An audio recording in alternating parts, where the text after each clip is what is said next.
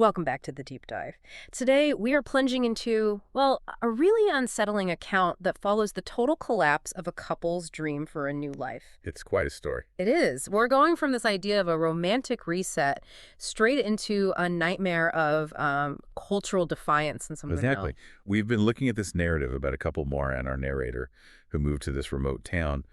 But, this isn't just a simple ghost story. It's really an exploration of how an internal crisis, in this case, hidden debt, financial and emotional, Right. how that collides really violently with these external ancient rules. And those rules are enforced by this terrifying local entity they call the riverwives. And that collision, that's our mission today. We really need to unpack this dual conflict. You've got the immediate personal crisis the narrator's hiding, which is just paralyzing him. And then there's this escalating confrontation with the town's rules, these mandates that seem tied to, well, to survival itself.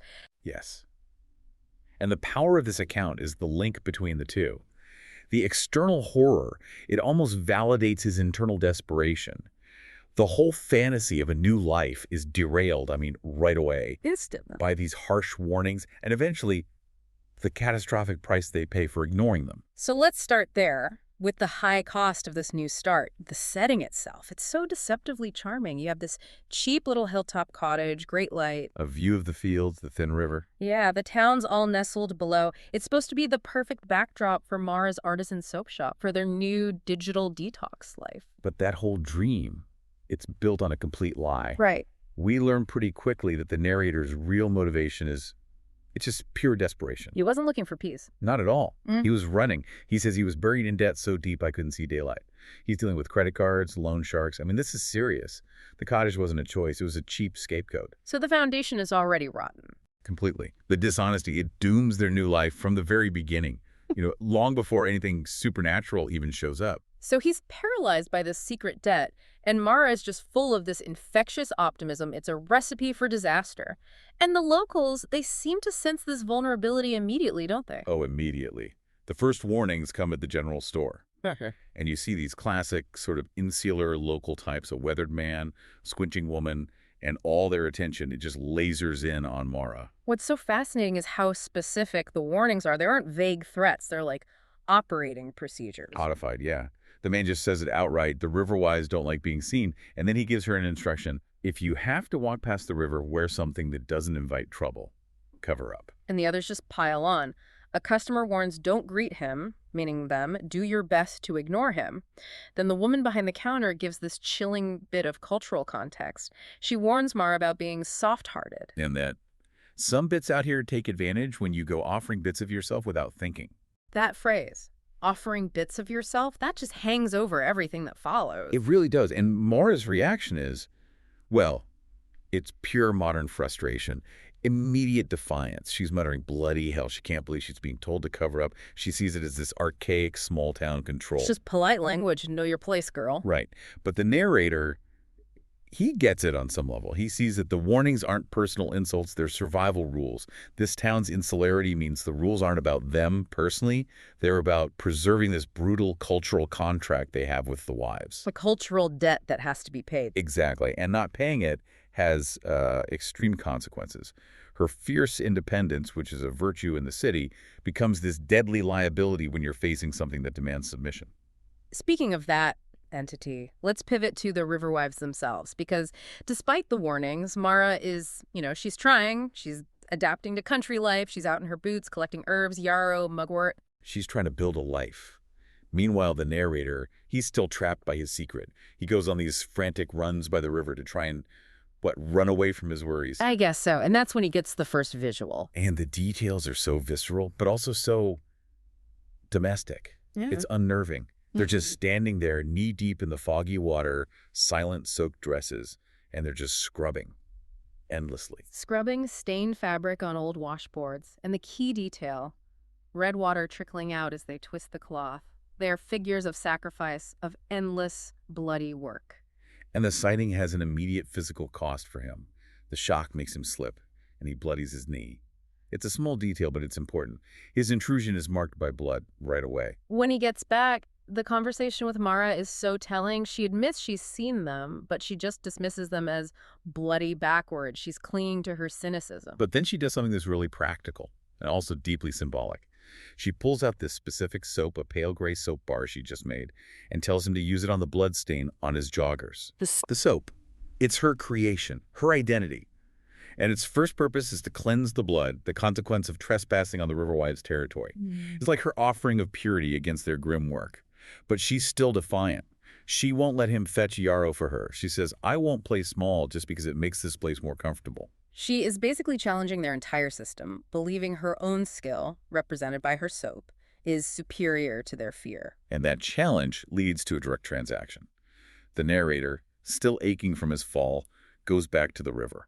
And this time, one of them speaks to him. This is a devastating moment. It moves from a silent threat to an active trap built around social obligation. Yes. The riverwife asks for a kindness. She wants him to help her twist a sodden sheet, dark, heavy, dripping with that same red water. She even gives a reason.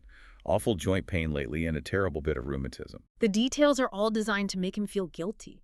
Her pale, bloated arms, her torn dress, the way she won't meet his eyes. He's forced into this immediate moral calculation. Is this a suffering old woman, or is this the trap? Is this what they meant by being soft-hearted? And that's the core of it.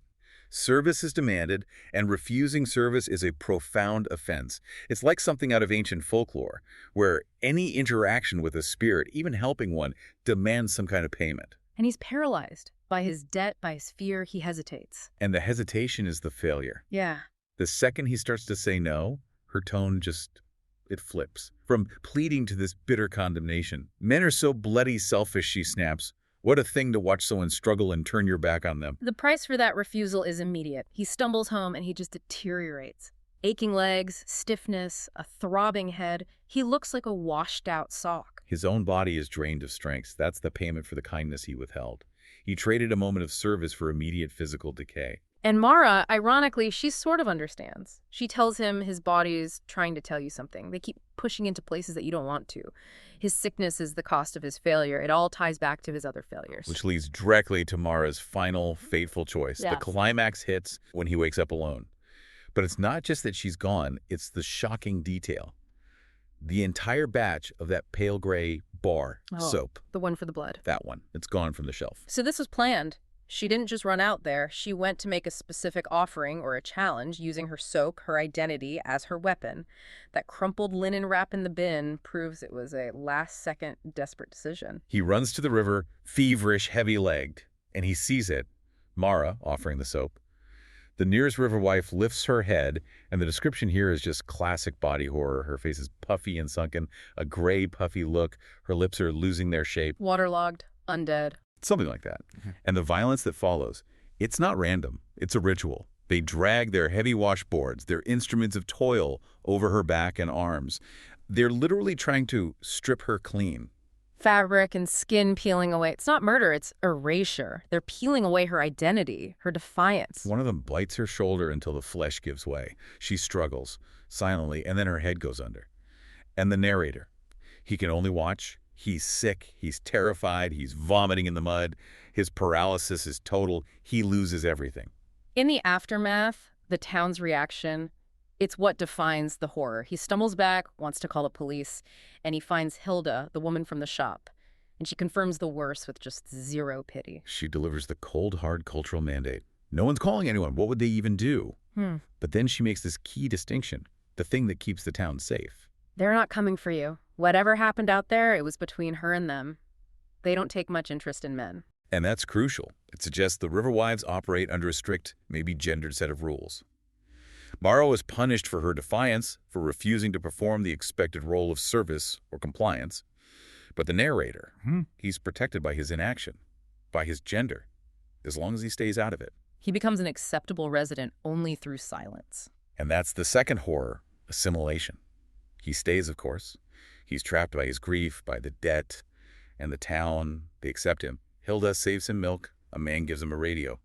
You're one of us now, she tells him. He even keeps her soap business going, names a blend after her. He trades his silence for safety. He pays his cultural debt by becoming exactly what Mara refused to be. Compliant. Small. But that can't last. Which brings us to the final fatal confrontation. He runs out of yarrow, the key ingredient for Mara's blend. And this isn't just about business. Losing the yarrow means he can't fully maintain her legacy. The idea of half-assing her work. It finally lets anger break through the fear. He chooses action over silence. The preparation is cold.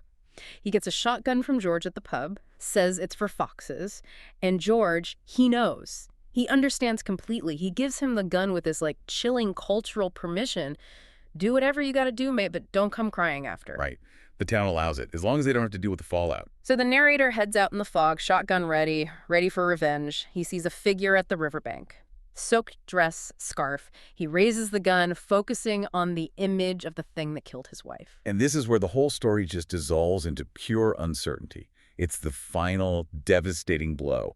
Just as he's about to fire, the figure speaks. And her question is so mundane, so domestic, it's horrifying. Did you finally bring those biscuits you promised me? And his realization, it was Mara.